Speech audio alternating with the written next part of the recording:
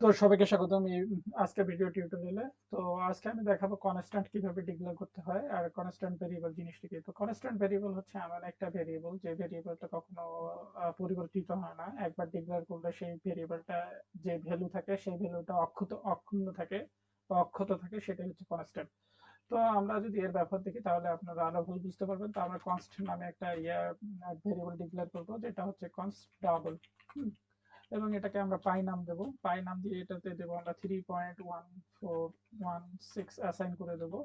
এবার আমরা কনস্ট করব, ডিক্লেয়ার করব এবং ক্যার তার টাইপের ডাটা নেব এবং এটাকে নিউ লাইন বলবো। হ্যাঁ, নিউ লাইন।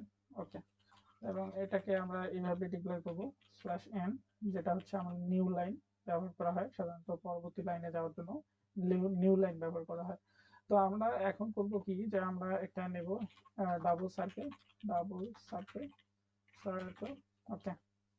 এই নামে একটা ভেরিয়েবল নেব। আর আরেকটা হচ্ছে আমরা মানে ব্যাসার্ধ নেব, যেটাকে আর দ্বারা ডিফাইন করব। তো ডাবল, তো ডাবল হচ্ছে আর ইকুয়াল নিলাম হচ্ছে 5.0, আচ্ছা 0.5, মানে অর্ধেক।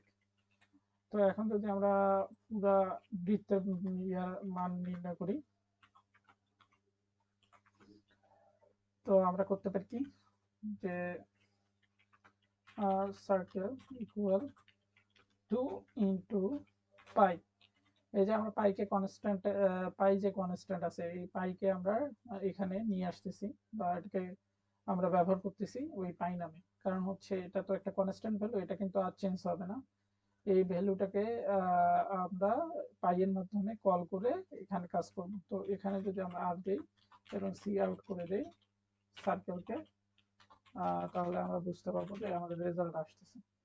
তো আমরা দেখেন যে এখানে কনস্ট্যান্ট হিসেবে ডিক্লেয়ার করছি ডাবল পাইকে এবং কনস্ট্যান্ট কেয়ার নিউ লাইনকে। হ্যাঁ, তো এটাকে আমরা যদি ইন দ্য লাইন না দিয়ে নিউ লাইন লিখি, নিউ লাইন, তো একই কাজ করবে, সেম কাজ করবে। এটা একটা নতুন লাইন হিসাবে করবে। হ্যাঁ, মানে নতুন লাইন হিসাবে পরবর্তী কার্সরটা পরবর্তী লাইনে চলে যাবে। তো এটাকে যদি আমরা রান করি তাহলে আমরা দেখতে পাবো রেজাল্ট। তো আমাদের এই হচ্ছে রেজাল্ট।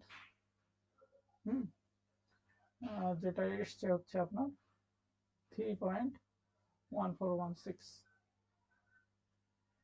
কারণ হচ্ছে 2 পাইকে যদি আমরা গুণ দেই তাহলে এটা হচ্ছে 6.28 আসে। আবার যেটাকে আমরা 0.5 দ্বারা ভাগ করছি, মানে গুণ করে দিছি, তাহলে আমাদের 3.1416 আসে। তো এই হচ্ছে আমাদের রেজাল্ট। তো এইভাবে আপনারা কনস্ট্যান্ট ডিক্লেয়ার করতে পারেন। ধন্যবাদ, আশা করি সবাই বুঝতে পারছেন।